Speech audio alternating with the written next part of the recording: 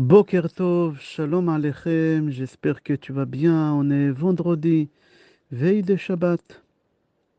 Le cours qu'on va faire Be'ezrat Hashem, il sera pour la Refoua Shlema, Refoua Nefesh, Refoua Gouf, de Chana Rivka Bat Viviane Fortuné, de l'association Tov Alliance. N'oublie pas aujourd'hui que c'est la Hiloula de Shmuel Hanavi, le prophète Shmuel, le fils de Chana. Comme on a dit que c'est Shabbat Mevarchim, on va bénir le mois, parce que demain soir et dimanche toute la journée, ça va être Rosh Chodesh Sivan, un seul jour de Rosh Chodesh. Ce Shabbat, à part qu'on l'appelle Shabbat Mevarchim, ça va te faire rire, mais on l'appelle aussi Shabbat Kala. Pourquoi? Parce que toujours avant le mariage, on l'appelle Shabbat Kala, et cette semaine, Be'ezrat Hashem, on va se marier avec la Torah. Alors ce Shabbat-là, c'est Shabbat Kala, c'est Shabbat, la fête de la Torah. Mais par contre, Shabbat après le mariage, on l'appelle Shabbat Khatan. Alors Parashat Naso, on va l'appeler Shabbat Khatan. Avant de commencer le cours aussi va être l'Eloi Nishmat, le bébé Nehorai Mevorach. Shete Nishmatot Tzroura, Amen ve Amen. Et on va commencer le cours. En général, cette paracha-là, on la lit ou avant Shavuot, ou après Shavuot, mais elle est très proche de Shavuot. Et il faut comprendre pourquoi. Pour la simple raison que la Torah elle a été donnée avec trois choses. Dans le désert, avec du feu et avec de l'eau. Dans notre paracha, il y a 159 psukim. Il n'y a aucune mitzvah dans la paracha. Cette paracha, c'est la première paracha de livre Bamidbar. Ce livre-là, on l'appelle aussi Sefer HaPikudim, les livres où on compte les béné Israël. Parce que dans ces livres-là, Hachem il nous compte deux fois. La première fois dans notre paracha et la deuxième fois plus tard dans Parashat Pinchas. Alors comme on a dit, la paracha elle traite, l'essentiel de la paracha, c'est des contes des béné Israël, tribu par tribu. Le décompte des béné Israël, il a été fait dans le mois de Iyar, la deuxième année de la sortie d'Égypte. On a compté que les hommes à partir de 20 ans et plus. Et total, on a découvert qu'il y a 603 550 personnes de 20 et plus. La tribu de Réhouven, 46 500. La tribu de Shimon, 59 300. La tribu de Gad, 45 650. La tribu de Yehuda, 74 600. La tribu d'Issachar, 54 400. La tribu des Zévoulon, 57 400. La tribu d'Ephraïm, 40 500. La tribu des Ménaché, 32 200. De Binyamin, 35 400. De Dan, 62 700. La tribu des Asher, 41 500. La tribu de Naphtali, 53 400. Total, 603 550 hommes de plus de 20 ans. La tribu des Lévi, on ne les a pas comptés. Plus tard, on va voir Bezrat Hashem. J'ouvre une petite parenthèse, on a parlé de ça l'année dernière. Si tu remarques, la tribu la plus grande parmi tous, c'est Dan. 62 700, c'est bizarre. Dan, la dernière fois, c'était marqué qu'il a un seul enfant. Un seul.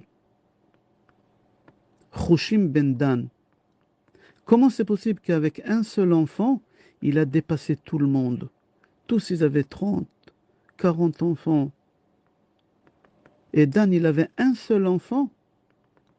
Parce que Dan, il était déprimé qu'il a vu un enfant Chushim. Aucun sens. Il était bégayeur, il était aveugle, il était sourd. Toutes les maladies, il avait son fils. Il était déprimé.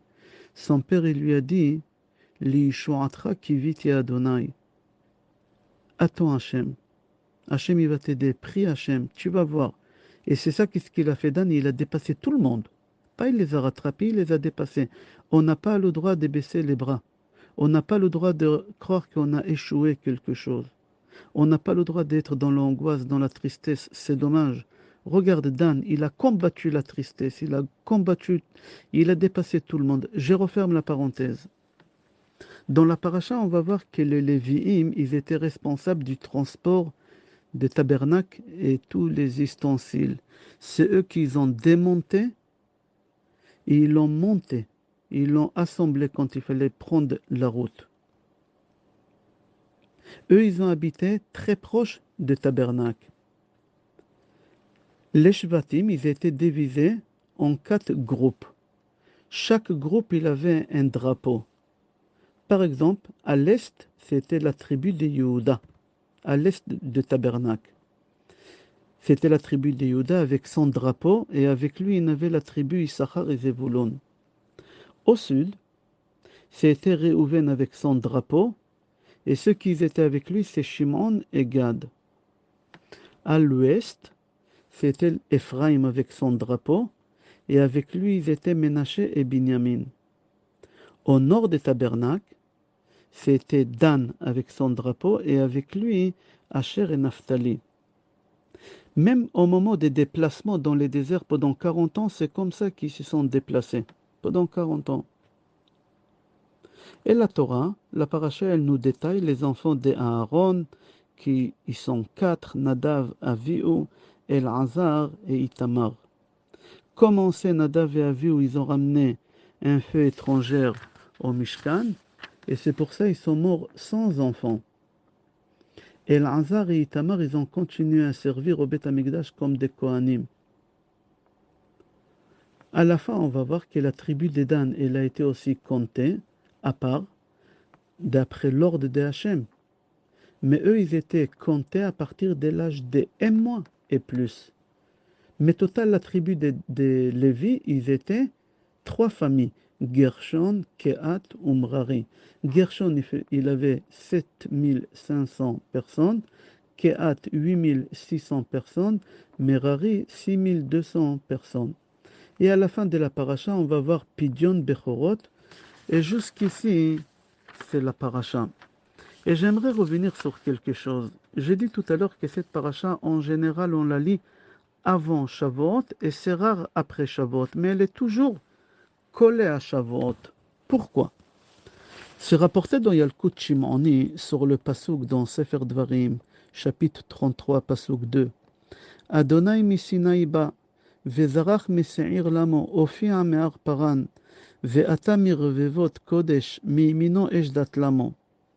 Le Midrash dit, quand Akadosh Baruch Hu, il a voulu donner la Torah, Hachem, il n'a pas voulu donner la Torah au Béné Israël au départ. Hachem, il est parti voir toutes les nations, nation par nation. Et il a commencé par l'aîné. C'est qui l'aîné des nations? C'est Esav. C'est le Bechor.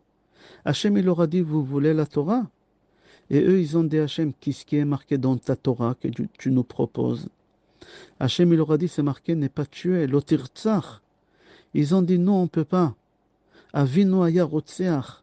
Comme c'est marqué, Ve'hayadaim yedei Esav. Ve'al charbecha tichye. Nous, on ne peut pas, c'est de non-gêne de tuer. On ne peut pas combattre cette chose-là.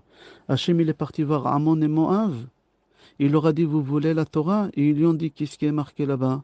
Il leur a dit, ne pas faire l'adultère. Ils lui ont dit, non, on ne peut pas, c'est dans nos gènes. Notre père, il était avec ses 2 filles. L'autre, il était avec ses 2 filles. Hachem, il est parti voir Ishmaël. Il leur a dit, vous voulez la Torah? Ils lui ont dit, qu'est-ce qui est marqué là-bas? Il leur a dit, c'est marqué, l'otignov n'est pas volé. Et eux, ils ont dit, non, on ne peut pas, c'est de non-gène. C'est marqué, vous y épérez Adam. Hachem, il a passé les 70 nations, nation par nation. Personne n'a accepté la Torah. Jusqu'à qu'Akadosh Baruch Hu, il est parti voir les Béné Israël. Et les Béné Israël, ils ont dit à Hachem, Naaseh venishma. On fera et on écoutera. Dans Yalkut Shimoni, c'est rapporté qu'après que nous, les Béné Israël, on a reçu la Torah, hein, toutes les nations, ils étaient jaloux des noms. Ils ont demandé à Hachem, pourquoi Béné Israël, ils ont eu le mérite d'avoir la Torah? Pourquoi tu l'auras forcé à eux? Nous, tu ne nous as pas forcé. Tu n'aurais forcé, on aurait accepté la Torah. Hachem, il aura fermé la bouche et il aura dit, si vous allez me ramener ce que les bénis Israël m'ont ramené, je vous donne la Torah aussi. Hachem, il aura dit, Avioli sefer yechusin shelachem. Sheneemar, avu l'Adonai mishpechot amim. Hachem, il aura dit, j'aimerais avoir votre arbre généalogique. Ramenez-moi votre livret des familles. J'aimerais savoir qui c'est vos parents, vos grands-parents. Est-ce que vous êtes Kadosh? Est-ce que vous êtes Taor? Béné Israël, ils m'ont donné leur arbre généalogique jusqu'à Avraham Avinu. C'est pour ça que je leur ai donné la Torah. C'est des purs, c'est des Kadosh. Comme Béné Israël, ils m'ont ramené l'arbre généalogique, c'est marqué Vaïtiel les doigts al mishpechotam. Hachem, il dit aux nations, si vous me prouvez que vous avez fait attention à la sainteté de la maison, à la sainteté de la famille, que vous êtes venus dans une façon cachère, je vais vous donner la Torah. Maintenant, on va comprendre pourquoi on lit Sefer Devarim et Sefer Bamidbar avant Shavuot. Parce que dans Parashat Bamidbar, Hachem il nous a compté. C'est l'arbre généalogique, Sefer Yochassin. Si on n'avait pas ce livre-là de Yochassin, Hachem il n'aurait pas donné la Torah. Rashi il écrit dans Parashat Pinchas, où Hachem il nous a compté une deuxième fois. Hachem il a témoigné sur nous qu'on est kasher. La famille Chanoch, Hachem il les a appelés Achanochi. Hachem il a rajouté pour chaque tribu la lettre Hey au début et la lettre Yud à la fin. C'est des lettres qui appartiennent à Hachem Yud Kevavke. Hachem il a voulu témoigner qu'on est kasher dès le début jusqu'à la fin. Mishpachat Palou, Mishpachat Apaloui. Mishpachat Chetzron, Mishpachat HaChetzroni. Mishpachat Karmi, Mishpachat HaKarmi. Les nations, ils se moquaient des béné Israël. Et ils leur disaient, les Égyptiens, ils vous ont dominé. Vous croyez que vous allez dominer vos femmes, ou vous avez dominé vos femmes pendant 210 ans d'esclavage. Vous n'avez même pas dominé vous-même votre corps. C'est les Égyptiens qui vous ont dominé. Alors sachez que vos femmes, ils n'étaient pas cachères. Ils ont eu des relations avec des Égyptiens. Vos enfants, c'est des bâtards. Hachem, il a témoigné que toutes les femmes, ils étaient cachères pendant les 210 ans d'esclavage, à part une seule femme qu'on l'appelait Shlomit Bat Divri. Et Hachem, pour donner à chaque famille un diplôme qui sont cachères, Hachem, il a donné la lettre Hey au début et la lettre Yud à la fin. Et c'est comme ça qu'Hachem il nous a donné la Torah. Et c'est pour cela on lit cette paracha avant Shavuot. C'est-à-dire que notre paracha, c'est le début des dons de la Torah. Hachem il témoigne qu'on est tous cachers. Et parachat Nasso, la paracha qu'on va lire après, c'est la continuité. Là-bas, on parle des sotas, des enfants qui n'étaient pas cachers, chas shalom. Maintenant, on comprend pourquoi on lit Parashat Bamidbar avant. J'aimerais finir avec Gemara Menachot, page Tzadiktet, Amud Aleph. Là-bas, la Gemara, il traduit le pasuk qui se trouve dans Sefer Dvarim, chapitre 10. Que Moshe Rabbeinu, Hachem, il lui dit, Asher shibarta vesamtam ba'aron. Hachem donne un ordre à Moshe Rabbeinu, les premières tables de la loi que tu as brisées, que tu as cassées, les morceaux, tu les prends et tu les mets dans le tabernacle, dans l'armoire. La Gemara dit, Tani Rav Yosef melamed, she'aluchot ve'shivre luchot munachim ba'aron. Rabbi Yosef dit que les tables de la loi entre les deuxièmes et les premiers, les morceaux, ils sont dans le même endroit, dans le même armoire, ils sont ensemble. Dans le livre Da'at Chaim, il pose la question, il dit, pourquoi Hachem il a demandé à Moshe Rabbeinu de mettre les premières tables de la loi, les morceaux des premières tables de la loi dans l'endroit le plus saint, dans le Haron Brit Hachem. Pourquoi? Deuxième question qu'il pose, mais cette fois-ci c'est son père. Il pose la question, il dit, les premières tables de la loi que Moshe nous a ramenées, les 6 Sivan, il les a cassées, on ne les a pas reçues, parce qu'ils ont fait le veau d'or. Les deuxièmes tables de la loi, on les a reçues à Kippour. Regarde Rashi dans Sefer Shemot, chapitre 34, pasuk 29. Alors je ne comprends pas pourquoi on fête la fête des Shavuot.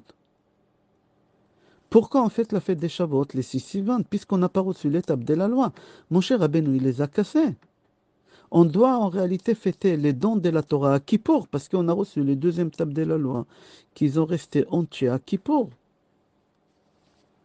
Il nous donne une réponse et il nous dit qu'Hachem, il a voulu nous transmettre un message, un très très grand message, qui est avoir cassé l'étape de la loi à cause de Vaudor, c'est un signe d'échec. On a échoué quelque chose, on a raté quelque chose. Et il faut que tu saches que ta réussite, le secret de ta réussite, il se trouve dans la chose que tu as échoué, que tu as raté. Au moment que tu te trouves dans une dépression, c'est là-bas où tu peux sortir de ta dépression. La preuve, on a échoué le premier tape de la loi. Et grâce à ça, on a reçu le deuxième tape de la loi. Et c'est pour cela, en fait, la première tape de la loi et pas la deuxième. Parce que la première tape de la loi, on n'a pas échoué. On n'est pas rentré dans une déprime. On a dit certes, on est tombé, on a glissé, on a fauté, on va se relever. Et Hachem, il va nous pardonner. Hachem, il nous appelle Yehudi, Yehuda. C'est le lion. Kara, Shachaf, Ka'ari. Un lion, quand il tombe, il se relève. Nous, les Juifs, quand on tombe, quand on glisse, quand on échoue, quand on rate quelque chose, on se lève et on s'est relevé. Avec les premières tables de la loi brisées, cassées, c'est de là-bas où on s'est relevé. Et c'est pour cela, on fête la fête des Shavuot, pas pour le don de la Torah.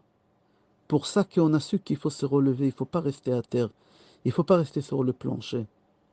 On ne fait pas ça à Kippour, parce qu'à Kippour, c'est la conséquence de l'échec qu'on a eu, qu'on a su comment se relever.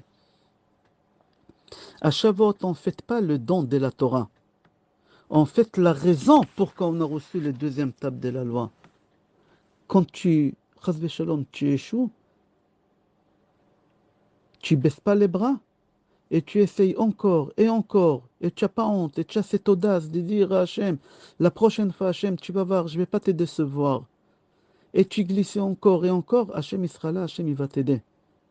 On appelle ça un zout de Gdusha, l'audace de la Gdusha. La preuve, Yehoshua ben Nun, il a mérité à faire des choses que Moshe Rabbeinu, il n'a pas mérité. Yehoshua ben Nun, il nous a fait rentrer en Eretz Israël.